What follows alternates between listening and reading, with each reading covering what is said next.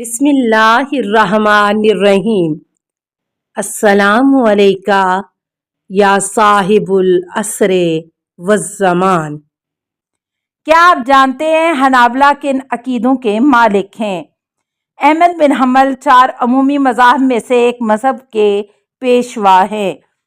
ان کے پیروکار کہتے ہیں کہ خدا جسم میں حلول کرتا ہے، چنانچہ کہتے ہیں کہ خدا خوبصورت اور جوان مرد کی شکل اختیار کرتا ہے اور جمعے کی شب کو سفید گدھے یا اونٹ پر سوار ہو کر مساجد کی چھتوں پر اترتا ہے اور اپنے عبادت گزار بندوں کو نزدیک سے دیکھتا ہے، اور سنا گیا ہے کہ وہ خدا کے گدھے کے لیے چھتوں پر جو اور گھاس ڈالتے ہیں۔ کیا آپ جانتے ہیں صوفی کیا کہتے ہیں؟ صوفیوں سے تعلق رکھنے والے بعض عارف حضرات کہتے ہیں کہ خدا عارف و مرشد انسان میں حلول کرتا ہے اور اس کے ساتھ مل جاتا ہے۔ ان کا کہنا ہے کہ ان کے پیروکار نماز کے دوران ایاک نعبد پڑھتے ہوئے مرشد کی صورت کو ذہن میں لائیں اور اسے مخاطب کریں۔ یہ لوگ اس قدر اس بات میں آگے بڑھ گئے ہیں اور غلو کرنے لگے ہیں کہ بے بنیاد اور بے دلیل خرافات بکنے لگے ہیں۔ کیا آپ جانتے ہیں کہ غسل جنابت کے کیا فوائد ہیں؟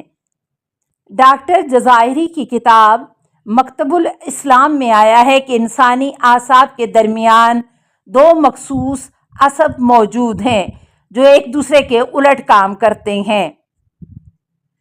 سمپیٹک نامی عصب دل کی دھڑکن کو تیز رکھتا ہے، جبکہ پھیپھڑوں کے کام کو سست رکھتا ہے اور بلڈ پریشر ہائی کرتا ہے، لیکن پیرا سمپیٹک بلڈ پریشر میں کمی واقع کر کے دل کی دھڑکن کو کم کرتا ہے اور بعض دیگر اعضاء کے عمل کو جاری رکھنے میں مددگار واقع ہوتا ہے۔ دونوں اعصاب جنسی اعمال میں عمل دخل رکھتے ہیں اور ان کے درمیان اعتدال برقرار رکھنا ضروری ہوتا ہے تاکہ انسان صحت مند رہے۔ جنسی ملاپ کے دوران دونوں اعصاب کے درمیان میں خلل پیدا ہو جاتا ہے، لیکن اسلام کے بتائے گئے طریقوں کے مطابق جنابت کے بعد غسل کا بجا لانا ان اعصاب کو از سر نو منظم کرنے میں مدد دیتا ہے تاکہ انسان دوبارہ نفسیاتی سکون اور خوشی کو حاصل کر سکے۔ یہ غسل جنابت کا ایک فائدہ ہے۔ کیا آپ جانتے ہیں کہ سور بہت گندا جانور ہے؟ سور وہ جانور ہے جس کے نر سور نر ہی کے ساتھ لواط کرتے ہیں۔ سور جب اپنی مادہ سے ملاپ کرتا ہے تو اختتام پر اپنی مادہ کو دیگر سوروں کے پاس ملاپ کروانے کے لیے لے جاتا ہے۔ سور ہر 4 ماہ میں بچہ پیدا کرتا ہے اور ہر نر سور سے 20 بچے پیدا ہوتے ہیں۔ 24 سال تک زندہ رہتے ہیں۔ سور مردار اور کیکڑا کھاتا ہے، جگالی نہیں کرتا، اس کا معدہ نہیں ہوتا اور اس کی ہڈیوں میں گودا نہیں ہوتا۔ کیا آپ جانتے ہیں کہ سیاہی جنگلی خاردار چوہا کو جانور نقصان نہیں پہنچا سکتا سوائے لومڑی کے؟ سیاہی سے کوئی جانور مقابلہ نہیں کر سکتا کیونکہ وہ گولے کی مانند میں خود کو سمیٹ لیتا ہے، لہٰذا کوئی جانور اسے دانت نہیں مار سکتا، یہاں تک کہ سانپ بھی اسے ڈس نہیں سکتا۔ لیکن لومڑی جب سیاہی کو دیکھتی ہے تو اس کی پشت پر پیشاب کر دیتی ہے، جس کی حرارت سے وہ ڈھیلا پڑ جاتا ہے اور پھر لومڑی اچک کر اس کا سر دبوچ لیتی ہے اور اسے کھا لیتی ہے۔ کیا آپ جانتے ہیں کہ بعض حیوانات کچھ عرصے تک کھانا نہیں کھاتے لیکن کمزور بھی نہیں ہوتے؟ شیر کو اگر 4-5 ماہ تک شکار نہ ملے اور ریچھ سردیوں میں کسی سوراخ میں چلا جائے اور ایک عرصے کے لیے سو جائے اور سانپ سالوں تک کچھ نہ کھائے، تب بھی یہ سب اسی قوت کے ساتھ باقی رہیں گے اور ان میں کوئی بھی بھوک کی بنا پر مرے گا نہیں۔ کیا آپ جانتے ہیں کہ بندر مسخ شدہ حیوانات میں سے ہے؟ خداوند عالم نے بنی اسرائیل کو ہفتہ کے روز مچھلی پکڑنے سے منع فرمایا، لیکن انہوں نے نہ سنی اور ہفتے کے روز مچھلیاں پکڑتے رہے، اور اس کے لیے طریقہ یہ اختیار کیا کہ وہ جمعے کے دن جال پھیلا دیتے تھے اور اتوار کے روز समेट लेते थे। खुदा ने भी उनको बंदर की सूरतों में मस्क कर दिया और हर मस्क शुदा जानवर की तरह ये भी 3 दिन में मर गए। चुनाचे उनकी नस्ल आगे नहीं बढ़ी सिवाय उनके जिनको खुदा ने बंदरों की सूरत में ही पैदा किया। ये भी याद रहे कि बंदर को तैरना नहीं आता। क्या आप जानते हैं कि घोड़े की उम्र कितनी होती है और वो किस से डरता है और किसका दुश्मन होता है? घोड़े की उम्र अमूमी 45 बरस होती है। तमाम जानवरों के दांत बुढ़ापे में काले पड़ जाते हैं, लेकिन घोड़े के दांत रोज बरोज सफ़ेद होते जाते हैं। घोड़े के पिता और तिली नहीं होते और वो पानी में अपने साए से डरता है और ऊंट का दुश्मन होता है। क्या आप जानते हैं कि कौन से हैवानात तेज निगाहें रखते हैं? घोड़ा, उकाब, हुदहुद और बिल्ली रात को वो कुछ देखते हैं जो दूसरे देखने पर कादर नहीं होते हैं। क्या आप जानते हैं नमरूद और सिकंदर किस दूध से बड़े हुए? नमरूद जना का नतीजा था और वो शेर और चीतों के दूध के साथ बड़ा हुआ, जबकि सिकंदर ने बकरी का दूध पीकर परवरिश पाई। क्या आप जानते हैं कि रस्मुल ख़त कब इजाद हुई? मुतवक्किल के दौरे हुकूमत में उसके वज़ीर मोहम्मद इब्ने मुकल्ला ने नस्ख को इजाद किया। इससे कबल ख़त कूफ़ी राइज था।